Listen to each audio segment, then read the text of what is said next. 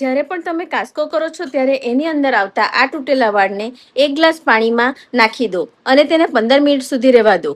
જો તમારા વાળ ગ્લાસમાં નીચે બેસી જતા હોય તો તમારા વાળની પોરોસિટી ઘણી જ હાઈ છે. આનો અર્થ એ થાય છે કે તમારા વાળ પાણી તથા તેલને ઝડપથી શોષી તો લે છે પરંતુ તેને જાળવી શકતા નથી. આના માટે તમારે કેસ્ટર ઓઇલ એટલે કે એરંડિયાનું તેલ અથવા શિયા બટર બેસ્ટ રહેશે. જો તમારા વાળ ગ્લાસમાં વચ્ચે અટકી જતા હોય તો તમારા વાળની પોરોસિટી મીડિયમ છે.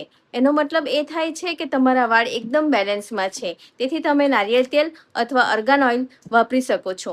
જો તમારા વાળ ગ્લાસની ઉપર જ તર્યા કરતા હોય તો એનો અર્થ એ થાય છે કે તે લો પોરોસિટીના છે, એટલે કે તે સરળતાથી ભેજને શોષી જ નથી શકતા. તો તેના માટે તમારે બદામનું તેલ અથવા જોજોબાનું તેલ વાપરવું જોઈએ. ખોટું તેલ વાપરવાથી તમારા વાળને પૂરેપૂરો ફાયદો મળતો જ નથી. તો આજે જ આ હેર ટેસ્ટ કરો અને તમારા વાળ માટે એક સાચું તેલ પસંદ કરો. આવી જ અવનવી હેલ્થ ટિપ્સ માટે મારા રતન ફાર્મસીના પેજને હમણાં જ ફોલો કરી લો, કારણ કે પહેલા જાણકારી પછી જ દવા. આ છે રતન ફાર્મસીની રીત. અને આ રીલને વધુમાં વધુ લોકો સાથે જરૂરથી શેર કરજો.